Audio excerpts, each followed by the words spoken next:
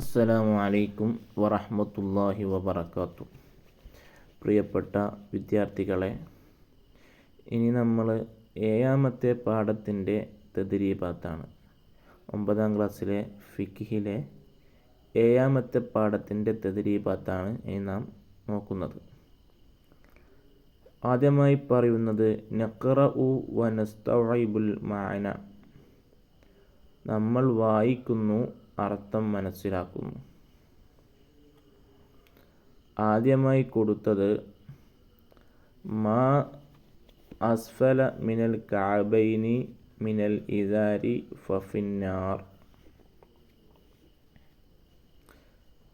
അരയുടുപ്പിൽ നിന്ന്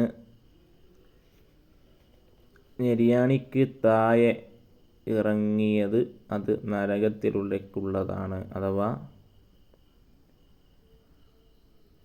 അരയുടുപ്പ് ഞെരിയാണിക്ക് താഴെ വലിച്ചിയച്ച് നടക്കുന്നത് നരകാവാസിയുടെ ലക്ഷണമാണ്, അത് നരകത്തിലുള്ളതാണ്.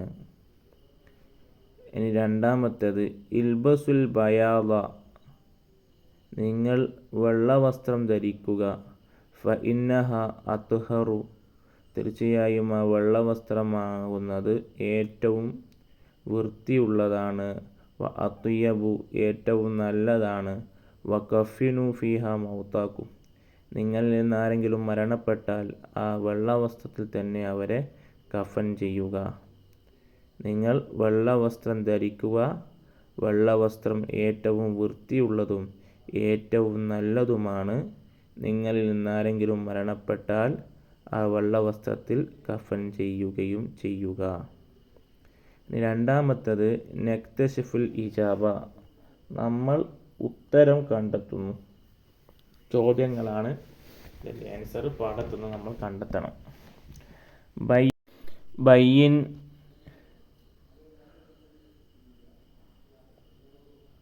സൂറത്ത ഖലമിൽ അദ്ഫാരി. നഖം മുറിക്കുന്നതിൻ്റെ രൂപം നമ്മൾ പാഠത്തിൽ പറഞ്ഞിട്ടുണ്ട്. അത് വ്യക്തമാക്കി എഴുതാനാണ് ഒന്നാമത്തെ ചോദ്യം. കയ്യിൻ്റെ നഖം മുറിക്കുമ്പോൾ ആദ്യം ഏത് വിരൽ, അവസാനം ഏത് വിരൽ, കാലിൻ്റെതെങ്ങനെ എന്നൊക്കെ പറഞ്ഞിട്ടുണ്ട്. ആ രൂപം എഴുതാനാണ്. രണ്ടാമത്തേത് മാ ഹുവ അഫ്ളലു സിയാബി. വസ്ത്രങ്ങളിൽ വെച്ച് ഏറ്റവും നല്ല വസ്ത്രം ഏതാണ്? മൂന്നാമത്തെ ചോദ്യം മതാ യുൻസബു ഖൽഖുർ റഅ്സി. തലകളയൽ സുന്നത്താക്കപ്പെടുന്ന സന്ദർഭം എപ്പോൾ? നാലാമത്തെ ചോദ്യം മാ ഹുക്കുമു തഖത്തുമി ലിർരിജാലി. സ്ത്രീകൾ മോതിരം ധരിക്കുന്നതിൻ്റെ വിധി എന്താണ്? അഞ്ചാമത്തെ ചോദ്യം ഫി അയ്യി ഇസ്ബഅൻ യുസന്നു തഖത്തുമു ലിർരിജാലി. പുരുഷന് മോതിരം ധരിക്കൽ ഏത് വിരലിലാണ് സുന്നത്ത്? ഏത് വിരലിൽ മോതിരം ധരിക്കലാണ് പുരുഷന് സുന്നത്ത്? ആറാമത്തെ ചോദ്യം മാ അഫ്ളലു തതയ്യുബി. സുഗന്ധങ്ങളിൽ വെച്ച് ഏറ്റവും ശ്രേഷ്ഠമായ സുഗന്ധം ഏത്? ഏഴാമത്തെ ചോദ്യം മാ ഹുക്കുമു തതയ്യുബി നിസാഇ വതസീനിഹ ഇൻദൽ ഖുറൂജി മിൻ ബൈതിഹ. മാ ഹുക്കുമു തതയ്യുബി നിസാഇ വതസീനിഹ ഇൻദൽ ഖുറൂജി മിൻ ബൈതിഹ. സ്ത്രീകൾ വീട്ടിൽ നിന്ന് പുറത്തിറങ്ങുമ്പോൾ ഭംഗിയാവുന്നതിൻ്റെയും സുഗന്ധം ഉപയോഗിക്കുന്നതിൻ്റെയും വിധി എന്താണ്?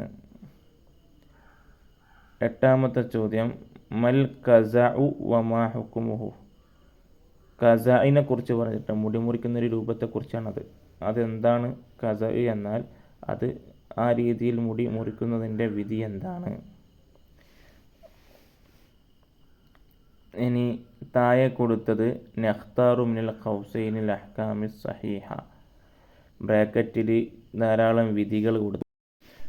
ആ ബ്രാക്കറ്റിൽ കൊടുത്ത വിധികളിൽ നിന്ന് സഹീഹായ വിധി താഴെ കൊടുത്ത രണ്ട് കാര്യങ്ങൾക്ക് ഏതാണ് സഹീഹായ വിധി? രണ്ടല്ല, താഴെ 7 കാര്യങ്ങൾ പറയുന്നുണ്ട്. ആ 7 കാര്യങ്ങൾക്കുള്ള വിധികളുണ്ട് അതിൽ. അതേതാണെന്നുള്ളത് സഹിയായ വിധി എഴുതാൻ ഓരോന്നിൻ്റെ നേരെ എഴുതാനാണ് അതിലുള്ളത്. ഒന്നാമത്തെ ചോദ്യം, അത്തനളുഫു ബി ഇദാരത്തി ഷുഊരി വ ഖലമിൽ അദ്ഫാരി. മുടി നീക്കം ചെയ്യൽ കൊണ്ടും അതുപോലെ നഖം മുറിക്കൽ കൊണ്ടും ഭംഗിയാവുന്നതിൻ്റെ വിധി എന്താണ്? ഇത് പാഠത്തിൽ പറഞ്ഞത് സുന്നത്താണോ, ഖറാഅത്താണോ, വാജിബാണോ, ഹറാമാണോ, എന്താണ് എന്നത് എഴുതുക. ഇനി രണ്ടാമത്തെ ചോദ്യം, ഖൽഖു ലിഹിയത്തി റജുലി. പുരുഷൻ്റെ താടി വടിക്കുക, അതിൻ്റെ വിധി ഹറാമാണോ, ഖറാഅത്താണോ, സുന്നത്താണോ, വാജിബാണോ, എന്താണെന്ന് വെച്ചാൽ അത് എഴുതുക. മൂന്നാമത്തത്, ദഫ്നു ആനത്തി വ ഖുലാമത്തിൽ മർഅത്തി.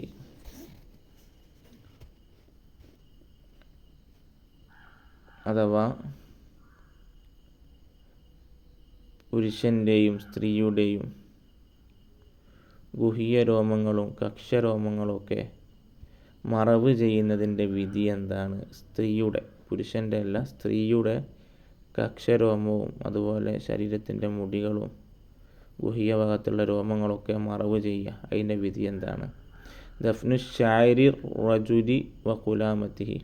പുരുഷൻ്റെ മുടിയും പുരുഷൻ്റെ അതുപോലെ തന്നെ ഖുലാമത്ത് എന്ന് പറഞ്ഞാൽ ഗുഹ്യ ഭാഗത്തുള്ള ആ ഒരു തോല്, മാർക്കം ചെയ്യുമ്പോണ്ടാകുന്ന ആ ഒരു തോല്, അതൊക്കെ മറവ് ചെയ്യുന്നതിൻ്റെ വിധി എന്താണ്?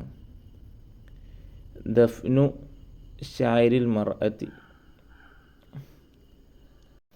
ദഫ്നു ഷാരിൽ മർഅത്തി, സ്ത്രീയുടെ മുടി അത് മറവ് ചെയ്യുന്നതിൻ്റെ വിധി എന്താണ്? ഖലമുൽ അദ്ഫാരി യൗമൽ ഖമീസി. വെള്ളിയാഴ്ച ദിവസം നഖം, വ്യാഴാഴ്ച ദിവസം നഖം മുറിക്കുന്നതിൻ്റെ വിധി എന്താണ്? ഇസ്ബാലു ഇസാരി റജുലി ഔ സറാവീലി. പുരുഷൻ്റെ